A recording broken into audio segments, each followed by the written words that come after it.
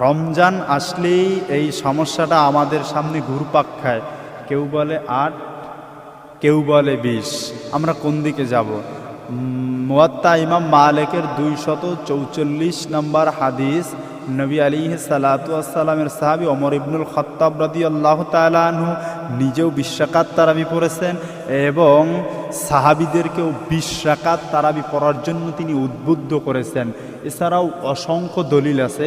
৮ রাকাতের কথা যেই হাদিসের দ্বারা দলিল দেয়, এই ৮ রাকাত হলো তাহাজ্জুদ নামাজ। নবী আলাইহিস সালাতু ওয়াস সালাম রমজান এবং রমজানের বাহিরে মা আয়েশা রাদিয়াল্লাহু তাআলা আনহা বলেন যে ৮ রাকাত নামাজ পড়তেন রমজান এবং রমজানের বাহিরে।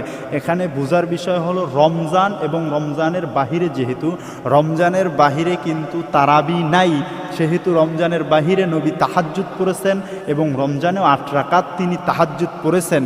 তাই আমরা নবী আলাইহিস সালাতু ওয়াস সালামের কাছ থেকে যে ২০ রাকাত তারাবি এমনটা না, নবী আলাইহিস সালাতু ওয়াস সালাম ২০ পড়েছেন, ১২ পড়েছেন বা তার বেশিও অসংখ্য হাদিসে আছে। তাহলে আমরা কি করব?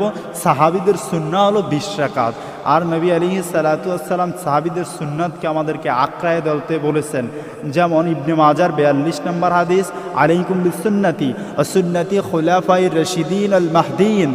নবী আলাইহিস সালাতু ওয়াস সালাম খোলাফায়ে রাশিদার সুন্নতকে আঁকড়ে ধরতে বলেছেন। কেন আঁকড়ে ধরতে বলেছেন? যে তারা হলো আমার খেলাফতপ্রাপ্ত সাহাবা, তাদের সুন্নতকে তোমরা মারির দাঁত দিয়ে আঁকড়ে ধরো। এজন্য সাহাবা ইকরাম ২০ রাকাত করেছেন, আমরাও ২০ রাকাত করবো। ৮ রাকাতের যেই হাদিস, যেই দলিল দেয়, এটা হলো তাহাজ্জুদের নামাজ। আমরা ৮ রাকাত তাহাজ্জুদ পড়ব, ২০ রাকাত তারাবির নামাজ আদায় করব। ৮ রাকাত তাহাজ্জুদ হলো নবী আলাইহিস সালাতু ওয়াস সালামের সুন্নাহ, ২০ রাকাত তারাবি হলো সাহাবীদের সুন্নাহ। আর নবীজি বলেন, আলাইকুম বিসুন্নতি ওয়া সুন্নতি খুলাফায়ে রাশিদিন আল মাহদিয়িন। হে আমার উম্মতেরা, আমার সুন্নাতকে যেমন তোমরা আঁকড়ায় ধরবা, আমার সাহাবীদের সুন্নাতকেও তোমরা ঠিক একইভাবে আঁকড়ায় ধরবা। আল্লাহ আমাদের সঠিক বুঝ দান করুক, ২০ রাকাত তারাবি নামাজ আদায় করার তৌফিক দিন।